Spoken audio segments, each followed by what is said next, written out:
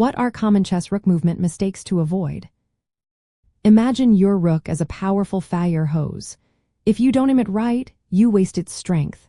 Many players make simple errors with their rooks that cost them the game. Let's look at what to watch out for. One common mistake is keeping your rook passive. Instead of placing it on open files or the 7th rank, players hide it behind pawns or other pieces. This limits its influence and allows your opponent to take control of key areas. An active rook can threaten multiple pieces or support pawn pushes. If your rook is stuck behind your own pawns or pieces, it's like having a hose with the nozzle turned off. Activate it by moving it to open lines where it can do damage. Another mistake is ignoring your opponent's threats. When you move your rook, always scan the entire board. Ask yourself if your move creates a new threat, or if your opponent can capture or check you next turn. For example, moving your rook into a position where a knight or bishop can fork or pin it is dangerous. Not paying attention to these threats can turn a promising position into a disaster. Always consider what your opponent can do in response. Moving pieces directly in front of your rook without a clear reason is another trap.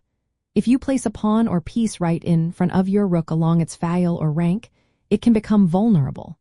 Your opponent might attack that piece, forcing it to move and exposing your rook. This is especially risky if your rook is on an open file or the 7th rank. Always make sure that your pieces in front of your rook are protected or have a tactical purpose. In endgames, rook placement is even more important. A common mistake is playing passively. Instead of actively cutting off the enemy king or supporting passed pawns, players leave their rook on a safe but ineffective square. For example, not placing your rook behind a passed pawn allows your opponent's rook to attack it from behind. Proper placement behind passed pawns or on open files can control the game and force your opponent into defensive moves. King safety is often overlooked when moving rooks. If you move your rook away from your king without considering back rank weaknesses, you might open yourself to checkmate threats. For instance, moving your rook away from the back rank can leave your king exposed to back rank checkmates. Always keep your king's safety in mind, especially when shifting your rook to more active positions. Some players fall into the trap of playing tricks or cheap threats instead of making solid moves.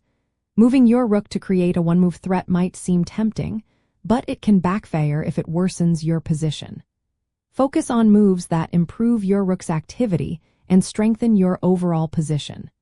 Sometimes a quiet move that improves your rook's placement is better than a flashy trick that leaves you vulnerable. Calculating forcing sequences is vital. If you move your rook without checking if your opponent has checks or captures in response, you might end up worse. Always look for opponent checks or threats before committing to a move. For example, if your rook is on a square where a bishop or queen can check or pin it, you need to consider those moves first. To keep your rook effective, always aim to activate it early in the game.